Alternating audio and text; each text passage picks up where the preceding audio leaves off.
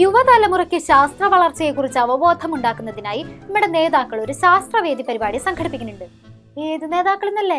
ഇവിടെ ശാസ്ത്രബോധം ഏറ്റവും കൂടുതലുള്ള നേതാക്കളാരാ? കോൺഗ്രസിലുള്ളവരല്ലേ? അവരെന്നെയാണ് സംഘടിപ്പിച്ചത്. അവരുടെ പ്രസംഗമൊക്കെ ഒന്ന് കേൾക്കണം. കൂടോത്രത്തിലൊക്കെ വിശ്വസിച്ചിരുന്നവരാണെന്ന് പറയേയില്ല.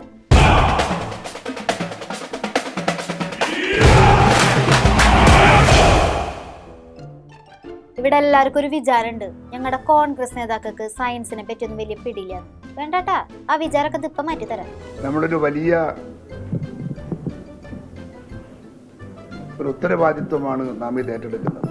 പുതിയ തലമുറയെ ശാസ്ത്ര ലോകത്ത് ഉയർത്തിയെടുത്ത് അത് രാഷ്ട്രത്തിനും പാർട്ടിക്കും നമ്മുടെ നാടിനും ഉപകാരപ്രദമാകുന്ന രീതിയിൽ വിനിയോഗിച്ച് ഇന്ത്യൻ നാഷണൽ കോൺഗ്രസിന്റെ നേതൃത്വത്തിൽ തണലിൽ ഒരു പുതിയ ശാസ്ത്ര ലോകത്തെ ഉയർത്തിയെടുക്കാനുള്ള ശ്രമത്തിന്റെ ഭാഗമാണ് ഈ പ്രവർത്തനം എന്ന് നിങ്ങൾക്ക് അറിയാം. പിന്നല്ല, അങ്ങോട്ട് പറഞ്ഞു കൊടുക്കും സുധാകരൻജി. ഇനി ആ സയൻസിന്റെ ഒരു ആപ്ലിക്കേഷൻ ലെവലും കൂടി കാണിച്ചു കൊടുക്കുക. എല്ലാവരും ഞെട്ടട്ടെ.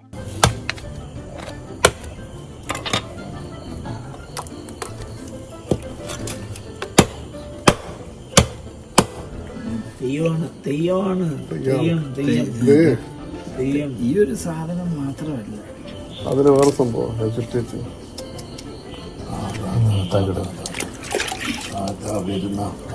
അവൻ വരുന്നു.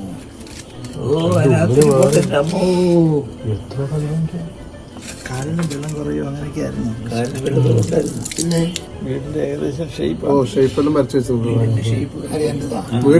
വീടിന്റെ അയ്യോ, ഇതല്ല, ഇത് തെറ്റിപ്പോയി. അതെ, ഞങ്ങളുടെ സുധാകരൻജിക്ക് രണ്ട് മുഖമുണ്ട്.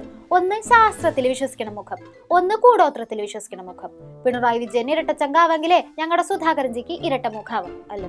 ചെറിയ 4 വാക്കുകൾ നിങ്ങളുടെ മുമ്പിൽ ഞാൻ പറയാൻ ആഗ്രഹിക്കുകയാണ്. ശാസ്ത്രവുമായിട്ടൊന്നും എനിക്ക് വലിയ ബന്ധമൊന്നുമില്ല. അതുകൊണ്ട് സതീശൻ പറഞ്ഞതാണ് ശരി, ഉദ്ഘാടനം നടത്തിയാൽ മതി. അതിനകത്ത് വേറെ കാര്യത്തിലേക്കൊന്നും ഞാൻ പോകുന്നില്ല.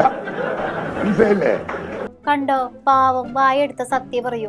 ശാസ്ത്രത്തെ കുറിച്ച് വലിയ അറിവൊന്നുമില്ലാന്ന് നമുക്ക് അന്നേ മനസ്സിലായിണ്ടായിരുന്നു. അല്ല, അങ്ങനെ ഉണ്ടായിരുന്നെങ്കിൽ കൂടോത്രം കണ്ടിട്ട് അത്രയും ടെൻഷൻ അടിക്കില്ലായിരുന്നല്ലോ. കഴിഞ്ഞത് കഴിഞ്ഞു. പിന്നെ സതീശേട്ടാ, ശാസ്ത്രത്തെ കുറിച്ച് അറിയില്ല എന്ന് പറഞ്ഞപ്പോ നിങ്ങൾ അതിന്റെ ഇടയിൽ കൂടെ നിങ്ങൾ ഉദ്ഘാടനം മാത്രം നടത്തിയാൽ മതി എന്ന് പറയുന്നത് എല്ലാവരും കേട്ടു കേട്ടോ. കൂടോത്രം പോലുള്ള അന്ധവിശ്വാസങ്ങളിൽ ഞങ്ങളുടെ സുധാകരൻജിക്ക് കുറച്ചധികം വിശ്വാസം ഉണ്ടെന്നല്ലേ ഉള്ളൂ. അതിനഭാവത്തിന് ഇങ്ങനെ എല്ലാവരുടെ മുന്നിൽ വെച്ച് കളിയാക്കുന്നത് കഷ്ടമാണ് കേട്ടോ. മുമ്പത്തെ പോലെയല്ല, ഇപ്പൊ സുധാകരൻജി ശാസ്ത്രത്തിന്റെ പുതിയ ഒരു പാതയിലാണ്. ശാസ്ത്ര രംഗത്തെ വളർച്ചയും മാറ്റവും അറിയാനും പഠിക്കാനും സ്കൂൾ പാഠ്യപദ്ധതിയിൽ സമഗ്രവും ആവശ്യമെങ്കിൽ തത്വശാസ്ത്രപരമായ പുനഃക്രമീകരണം നടത്തുന്നതിന് ശാസ്ത്രവേദി ഇടപെടലുകൾ നടത്തണം. ഈ ശാസ്ത്രവേദി ആരാ സംഘടിപ്പിക്കുന്നത്? നമ്മുടെ കോൺഗ്രസ് നേതാക്കളല്ലേ? അപ്പൊ ശാസ്ത്രത്തെ കുറിച്ച് അറിയാൻ നിങ്ങൾ അവരെ കണ്ടു പഠിക്കണം കേട്ടോ കുട്ടികളെ. അപ്പൊ സുധാകരനെ പറഞ്ഞു വിട്ടതാണ്. എന്ത് നടക്കുമെന്ന് എനിക്കറിയാം. ഞാനതൊക്കെ മുൻകൂട്ടി കണ്ടിരുന്നു. അതിന് തടയിട്ടുട്ടുണ്ട്.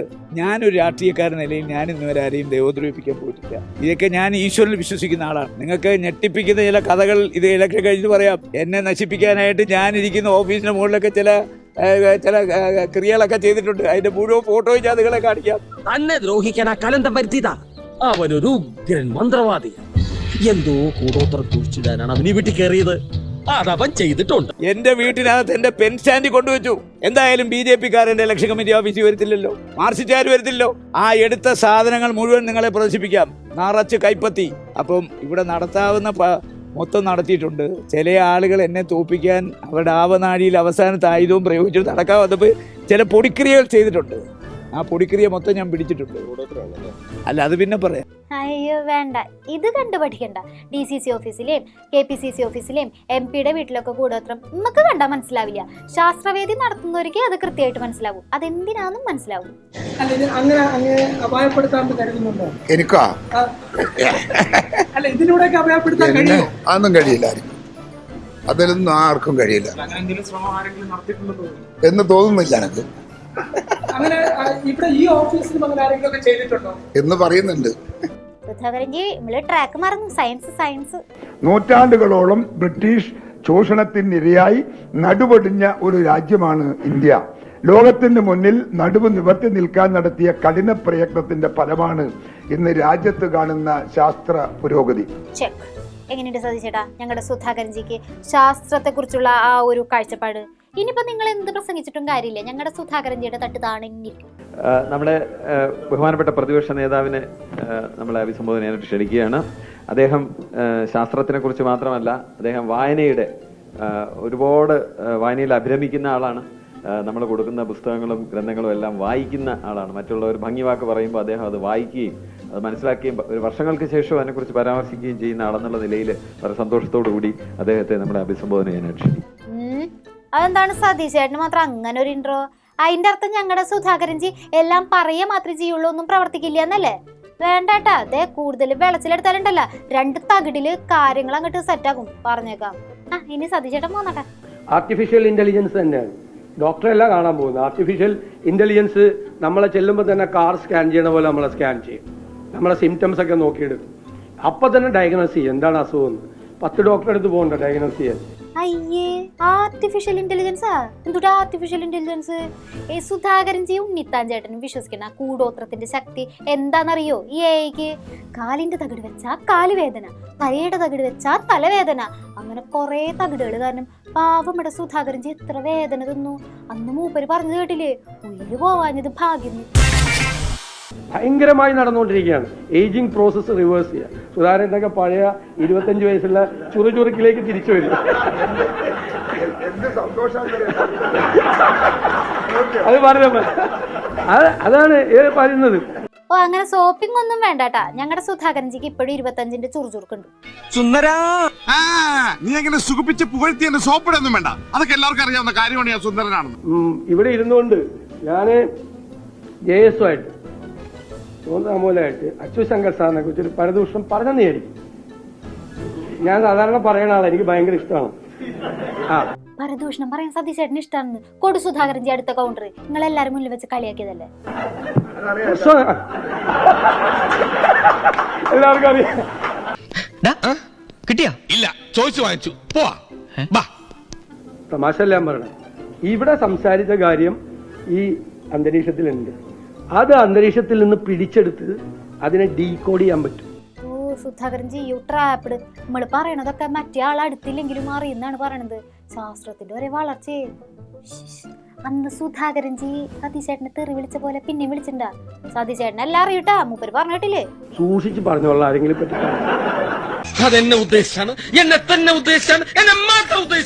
ശാസ്ത്രവേദി പരിപാടിയിൽ ശശി തരൂർ MP ഉണ്ടായിരുന്നു. മാലിന്യ സംസ്കരണത്തിൽ ശാസ്ത്രത്തിന് എന്ത് ചെയ്യാനാവുന്നൊക്കെ നമ്മുടെ നേതാക്കള് വാചാലരായിട്ടുണ്ടായിരുന്നു. അപ്പൊ പിന്നെ നമുക്ക് അത് തന്നെ ചോദിക്കാം. ആമയഴഞ്ചാൻ തോട്ടിലെ ജോയിക്ക് അപകടം പറ്റിയപ്പോ MP അവിടെ സന്ദർശനത്തിന് പോലും വന്നില്ല എന്ന് വ്യാപകമായിട്ടൊരു പരാതി ഉയരുന്നുണ്ടല്ലോ നേതാവേ. ഞാൻ എൻ്റെ ഉത്തരവാദിത്തം എന്താണെന്ന് നിങ്ങൾക്ക് പറഞ്ഞു തരും. MP-ക്ക് വല്ല എക്സിക്യൂട്ടീവ് അതോറിറ്റി ഉണ്ടോ? ഞാൻ വയനാട്ടിലായിരുന്നു, ഇവിടെ ആയിരുന്നില്ല, അത് സത്യം തന്നെയാണ്. എനിക്ക് തിരിച്ച് ഇത് ഇങ്ങനൊരു ട്രാജഡി സംഭവിക്കുന്ന ആരും വിചാരിച്ചില്ല. സംഭവിച്ചപ്പോൾ വരാനുള്ള സമയമുണ്ടായിരുന്നു. ഞങ്ങൾ അടുത്ത ദിവസം KPCC മീറ്റിംഗുമായിരുന്നു. അപ്പം ഞാൻ വന്നില്ല. ഞാൻ ഉടനെ ഇടപെട്ടു, ആൾക്കാരെ വിളിച്ചു, ഞാൻ പോസ്റ്റ് ഇട്ടു 2 തവണ. ഒന്ന് ആദ്യ ദിവസം, ഒന്ന് രണ്ടാമത്തെ ദിവസം അതിൻ്റെ ബോഡി കിട്ടിയ ശേഷം. അതിനെക്കാട്ട് ചെയ്യാൻ ഒരു MP-ക്ക് ഒരു അവകാശവുമില്ല ഇതിൽ. ആമയഴഞ്ചാനിലെ അപകടം നടന്നപ്പോ ശശി തരൂർ MP ഫേസ്ബുക്കിൽ പോസ്റ്റ് ഇട്ടല്ലോ, അതും 2 പ്രാവശ്യം. അതിൽ കൂടുതൽ ഒരു പാർലമെന്റേറിയന് അവിടെ എന്തുട്ടാ ചെയ്യാനുള്ളത്? അല്ല പിന്നെ ശശി തരൂർ ഫേസ്ബുക്കിൽ കൂടെ ജീവിക്കുന്ന ആളാണ്. അപ്പോൾ പിന്നെ ശശി തരൂർ ഈ കഴിഞ്ഞ ഇനി അടുത്ത 5 വർഷം കഴിഞ്ഞിട്ട് തിരുവനന്തപുരത്ത് വരുമ്പോൾ അപ്പോൾ നമ്മൾ പ്രതീക്ഷിച്ചാൽ മതി. ശശി തരൂരിന് എന്തൊക്കെ കാര്യങ്ങൾ ചെയ്യാനുണ്ട്. ഒരുപാട് കാര്യങ്ങളൊന്നും ചെയ്തില്ലെങ്കിൽ തന്നെയും ഇവിടെ വന്ന് ഈ പാവപ്പെട്ടവരുടെ വീടൊന്ന് സന്ദർശിച്ചിട്ടെങ്കിലും പോയാൽ മതിയായിരുന്നു. ബാക്കി കാര്യങ്ങളെല്ലാം ഞങ്ങൾ ചെയ്യാം. ഒരു സൈഡില് കൂടോത്രത്തിൽ വിശ്വസിച്ച് ടെൻഷൻ അടിച്ച് നടക്കുന്നവര്, വേറെ സൈഡില് അവര് തന്നെ ശാസ്ത്രത്തെക്കുറിച്ച് വാചാലരാകുന്നു.